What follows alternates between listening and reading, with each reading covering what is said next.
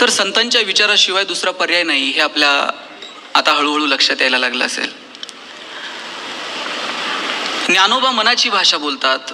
सगळ्या साधू संतांनी मनावरती भाष्य केलं आणि हे सगळं पुढे पुढे घेऊन जात असताना ज्ञानोबांच्या चरित्रातला एक एक प्रसंग जर आपण डोळ्यासमोर आणला तर आपल्या लक्षात येतं की ज्ञानोबा पुढच्या कितीतरी शतकांची भाषा बोलतात. पण हे समजून घ्यायला मन स्थिर असायला हवं. ही मनाची स्थिरता, आता हल्ली प्रत्येकाच्या हातात मोबाईल आहे त्याच्यामुळं ती स्थिरता इतकी दूर निघून गेली आहे की आम्ही त्या पायांपर्यंत यायला कुठेतरी कमी पडतोय. आपण सगळेजण भोसरीची सगळी माणसं आहात. तुम्ही खूप नशीबवान आहात की तुम्ही आळंदीच्या खूप जवळ आहात, इथं देहूच्या खूप जवळ आहात. ज्ञानोबा तुकोबा तुमच्या हाकेच्या अंतरावरती आहेत. दोन नद्या आहेत बघा, एक आहे शरयू आणि दुसरी आहे यमुना. शरयूचा प्रवाह हा प्रचंड मोठा आहे, यमुनेचाही त्या तुलनेत मोठा आहे. पण शरयू आणि यमुना या दोन नद्यांपेक्षा सुद्धा मला नशीबवान जर कोण वाटत असेल ना तर ती तुमची इंद्रायणी वाटते. शरयूनं कोण पाहिलं? राम पाहिला.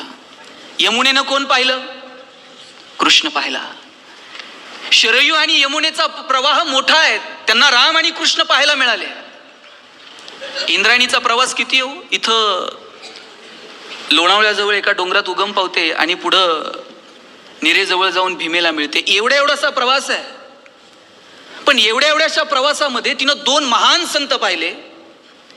एक पिढ्यानं पिढ्या महाजनकीची आलेली सगळी कागदपत्र ज्यांनी इंद्रायणीच्या डोहात नेऊन बुडून टाकली ते तुकोबा.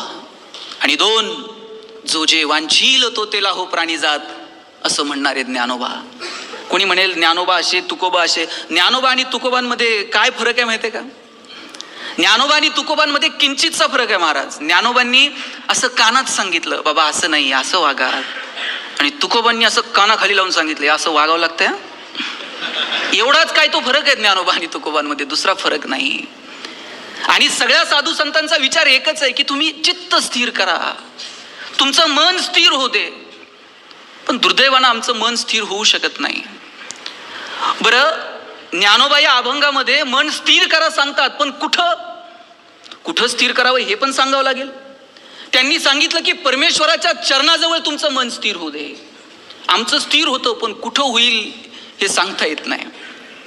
आमच्याकडे एक मित्र आला गावाकडून पुण्यात, आणि पुण्यातल्या मित्राने त्याला सांगितलं आता आलाय ना 2 दिवस थांब म्हणला. तो म्हणला अरे आलोय मी, पण संध्याकाळी मला परत नगरला जायचंय, मी कपडे आणलेले नाहीत म्हटलं.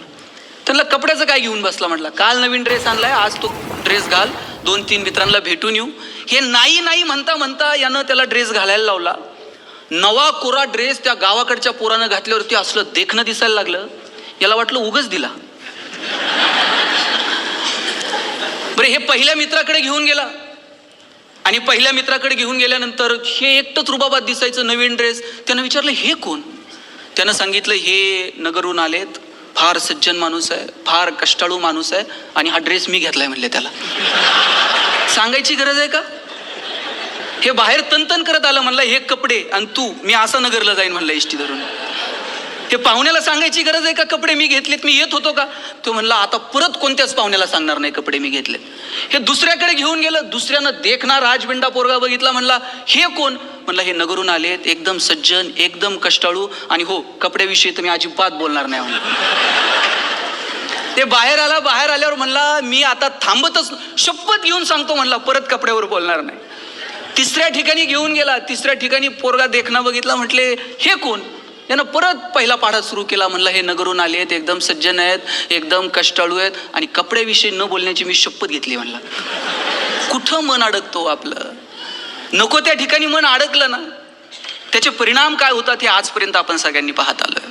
हे बघा, पैसे कमवून हा पुरुषार्थ आहे. धर्म, अर्थ, काम आणि मोक्ष हे 4 पुरुषार्थ सांगितलेले आहेत. त्यातला अर्थ हा सुद्धा पुरुषार्थ आहे. बक्कळ पैसे कमवा, जेवढे कमवता येतील तेवढे कमवा. पण तुकोबा सांगतात जोडून या धन, उत्तम व्यवहार आहे, आमचा व्यवहार उत्तम असला पाहिजे.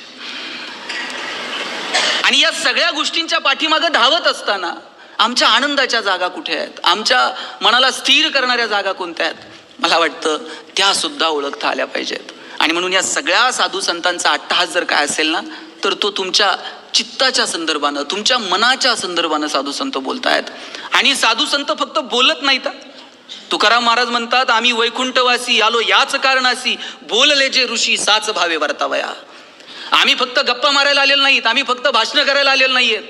साधू संतांनी जे सांगितलं ते कृतीत असू शकतं हे सांगण्यासाठी आमचा जन्म आहे. आणि मगाशी मी म्हटलं, पिढ्यानपिढ्या चालत आलेली सगळी कागदपत्र तुकाराम महाराजांनी इंद्रायणीच्या डोहात नेऊन बुडून टाकली. साहेब, शेतकऱ्याचं कर्ज माफ करणारं पहिलं गव्हर्नमेंट जर कोण असेल ना, जगद्गुरु तुकाराम महाराज आहेत. मला वाटतं त्या साधू संतांच्या ज्या जगण्याच्या ज्या, हे बघा, ज्ञानेश्वरीवर तर आपण सगळ्यांनीच प्रेम केलं. ज्ञानेश्वरीवरती जेवढं प्रेम लोकांनी केलं, क्वचितच जगात इतर कुठल्या ग्रंथावरती लोकांनी प्रेम केलं असेल. अहो, खेड्यापाड्यात पारायण होता तो, माऊलीला प्राकृत कळत सुद्धा नाही, पण ती ते बोट त्याच्यावरनं फिरवते, ती म्हणते माऊलीचं ज्ञानेश्वरी वाचायची, पारायणाला बसायचंय म्हणते. इतकं प्रेम कोणत्या ग्रंथावर केलं असेल लोकांनी. पण ही ज्ञानेश्वरी लोकांपर्यंत पोहोचावी. आणि निवळ ज्ञानेश्वरी नव्हे, साहित्याच्या पाठीमागं त्या संतांचं जगणं असतं. त्या साहित्यातून जर संतांचं जगणं वजा केलं ना, तर मग काहीच उरत नाही. त्यांचं साहित्य तर आपल्यापर्यंत पोहोचलंच, पण त्यांचं जगणंही लोकांपर्यंत पोहोचावं. मला वाटतं यासाठी हा सगळा अट्टहास आहे. गोविंदपंत आणि मीराबाई ताम्हणामध्ये असा कृष्ण घेतलेला, त्या कृष्णाला मंत्रपुष्पांची वृष्टी त्या कृष्णावरती होते. आणि त्या कृष्णाला ते त्यांचं दुःख सांगतात. त्या कृष्णाला एरवी कधीही दुःख सांगायचं नाहीत, पण आज मात्र मीराबाईच्या डोळ्यात पाणी आलं. आणि मीराबाई सांगायला लागली की एवढं सगळं केलं, आयुष्यभर पिढ्यानपिढ्या तुझी पूजा करत आलो, पण इतकं सगळं दुःख तू माझ्याच वाट्याला का दिलं. गोविंदपंत सांगतात मीराबाईला, अरे त्या कृष्णाला काय गारानं सांगते, आणि तुझं दुःख त्या कृष्णाला काय सांगते. तो स्वतःच किती दुःखात होता तुला ठाऊक आहे. कृष्ण जन्माला आला आणि त्याचे आई वडील गेले. आई वडिलांना सोडून दुसरीकडे जावं लागलं. जन्म न दिलेल्या लोकांनी त्याला वाढवलं, लहानाचं मोठं केलं. काही बालगोपाल भेटले, त्यांना सोडून कृष्णाला पुन्हा वृंदावनात जावं लागलं. वृंदावनात गेला, राधा भेटली, राधेला सोडून मथुरेत जावं लागलं. मथुरा सोडून जावं लागलं आणि तिकडे द्वारका वसवावी लागली. मथुरा सोडून गेला कृष्ण, म्हणून लोकांनी त्याला रणछोडदास म्हटलं. एवढं दुःख कुणाच्या वाट्याला आलं निरा. बायकोला सांगतायत गोविंदपंत, रडतेस काय, कृष्णाला काय गारानं सांगते. अरे तो किती दुःखात जगला. पण हो, कृष्ण दुःखात जगला, पण कृष्णानं त्याच्यात जगण्याचा उत्सव केला. कृष्णाच्या चेहऱ्यावर तुम्ही कधी दुःख बघितलंय. कृष्ण असा टेन्शनमध्ये बसलाय, मित्र गेले, राधा गेले, आता काय करायचं भाऊ, कोणाला सांगायचं. कृष्णाने त्याच्या जगण्याचा उत्सव केला. हो, कृष्ण बघा, दोन शब्द आहेत, एक आहे एंटरटेनमेंट आणि दुसरा आहे सेलिब्रेशन. एंटरटेनमेंट म्हणजे तिकीट काढायचं आणि पिक्चर बघायचा. सेलिब्रेशन, कृष्ण स्वतः नाचतो, कृष्ण स्वतः बासरी वाजवतो, तो सगळ्या जाती धर्माच्या पोरांना गोळा करतो, काला करून खातो कृष्ण. मला वाटतं तो कृष्ण आपण समजून घेतला पाहिजे. गोविंदपंत मीराबाईला सांगतात, त्या कृष्णाला तुझं काय गारानं सांगते. मीराबाई म्हणते, मग त्याला नको सांगू तर कुणाला सांगू. दारातून आवाज आला, अल्लख निरंजन. त्या आवाजाच्या दिशेने मीराबाई गेल्या. हातात सूप घेतलंय, त्या सूपामध्ये, सूप म्हणजे धान्य पाखडायचं असतंय. सूप म्हटल्यानंतर त्यांना डोक्यात काय वेळ, ते धान्य पाखडायचं सूप हातात घेतलंय, त्याच्यातून तांदूळ नेऊन दारात आलेल्या साधूच्या झोळीमध्ये टाकलंय. दारात आलेला साधू कपाळावरती भस्म आहे, मिशांनी ओढ झाकलेले आहेत. अल्लख निरंजन आवाज केला. मीराबाई दारात गेल्या, साधूच्या पायावरती डोकं ठेवलं. साधूनं विचारलं, माऊली रडते का, डोळ्यात पाणी का. एवढी वर्ष झाली लग्नाला, पण घरात पाळणा हल्ला नाही, घरामध्ये मूल नाही. दारात आलेला साधू म्हणजे दुसरा तिसरा कोणी नाही, साक्षात गहिनीनाथ महाराज होते. गहिनीनाथ महाराजांनी मीराबाईकडे पाहिलं आणि तुझ्या सगळ्या मनोकामना पूर्ण होतील म्हणून आशीर्वाद दिला. हसत हसत मीराबाई आत निघून गेल्या. काही दिवसांनी गोविंदपंत आणि मीराबाई, ते बघा आता तसलं पात्रतेचं कोण उरलं नाही की गुजरातला गेलाय आणि पोटावून हात फिरवलाय आणि मुलं झालीत. गहिनीनाथ महाराजांनी आशीर्वाद दिला की तुला सगळी सुख प्राप्त होत. गोविंदपंत आणि मीराबाई यांच्या पोटी मूल जन्माला आलं. आणि नाव काय ठेवावं तर त्याचं नाव ठेवलं विठ्ठल. विठ्ठलपंत नाव ठेवलं. काय नाव सुद्धा काय सुंदर आहेत. विठ्ठलपंत नाव ठेवलंय मुलाचं.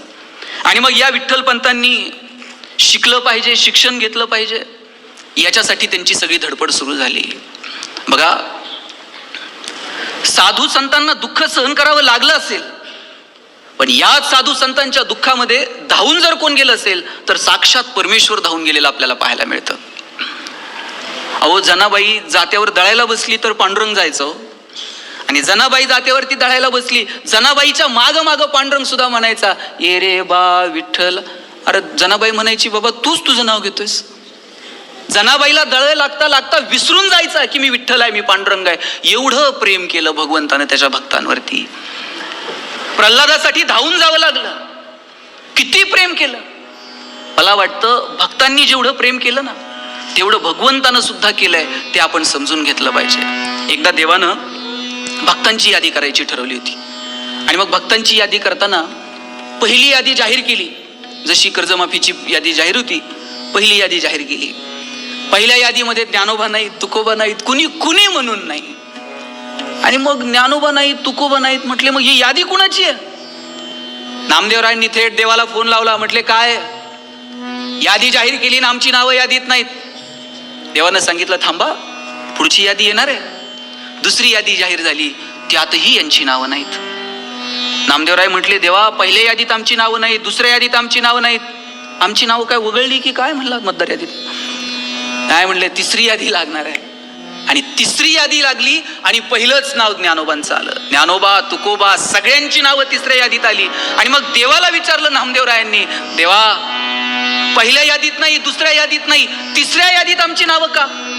देवानं सांगितलं, नामदेवराया, पहिली यादी त्यांची आहे जे माझी भक्ती करतात, दुसरी यादी त्यांची आहे जे माझ्यावर प्रेम करतात, आणि तिसरी यादी त्यांची आहे ज्यांची मी भक्ती करतो, ज्यांच्यावर मी प्रेम करतो. अरे काय रुबाब आहे आमच्या साधू संतांचा. यांनी भजन गावं आणि साक्षात पांडुरंगानं येऊन नाचावं. हे प्रेम जर कुणाला मिळालं असेल तर ते फक्त साधू संतांना मिळालं.